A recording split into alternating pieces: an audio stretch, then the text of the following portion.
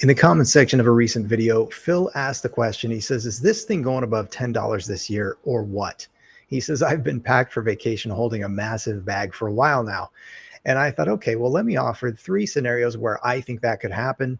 The first would be if Wall Street moves big money into Chinese stocks. I think Alibaba would be the easiest indicator to track.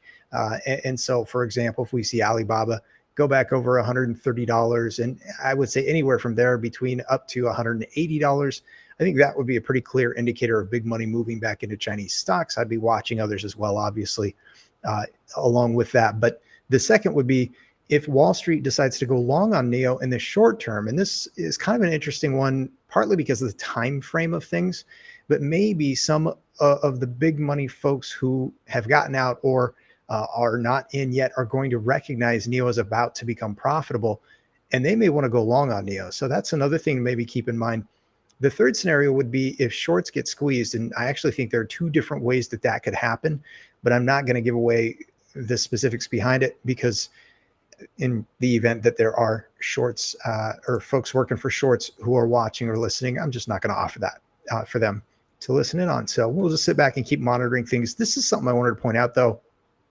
As we continue to have this negative sentiment, and I just see a lot of negative commentary, and it feels like my sense is that it's more about the NIO stock price and the frustration of that than anything else. I mean, I just think that even the delivery numbers and things like that wouldn't be such a highlighted point if the stock price was higher and was doing better. So that's just my gut. Maybe I'm wrong, but here's the thing that I never see anyone say is that the products and services are subpar. In other words, if NIO is actually coming out with these phenomenal products and great services, and they really focus on and treat the user well, then I think that speaks to or is a nod to what I had thought and hoped this company could be the first ever globally known premium brand from China. And I don't think that's something that just happens overnight. I do think it takes time.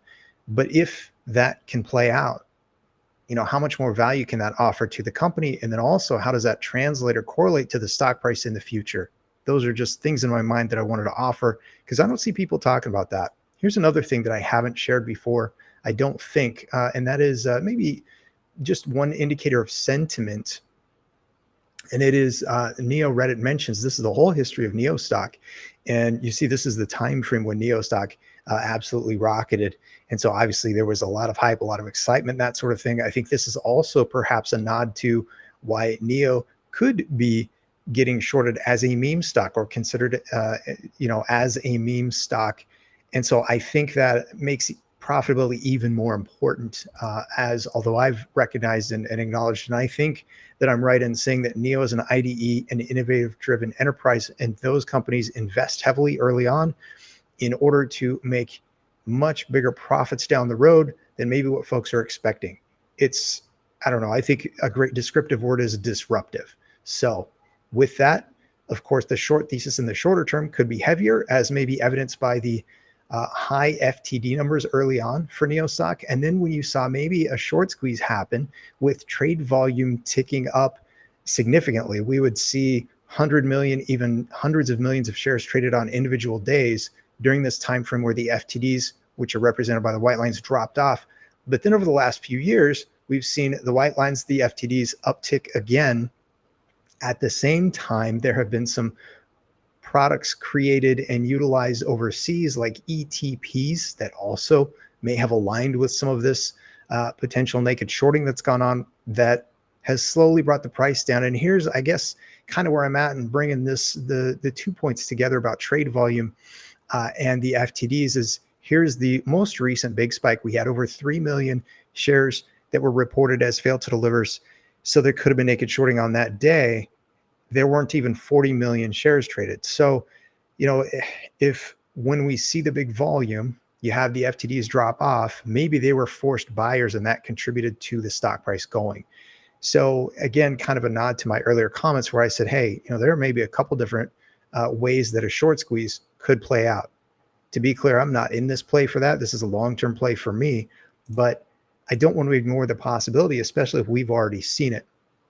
And oh yeah, in the meantime, NIO has come out with things like the NIO world model. I'm laughing because I had a video that I was going to show, and I was going to talk about how in its first attempt with the ET9, which by the way is L4, level 4 autonomy, is already way ahead of some companies that have been promising things for years that they haven't been able to actually deliver on. So again, to me, this is just a lot of kind of alignment and a consistent recurring theme that it is still kind of early.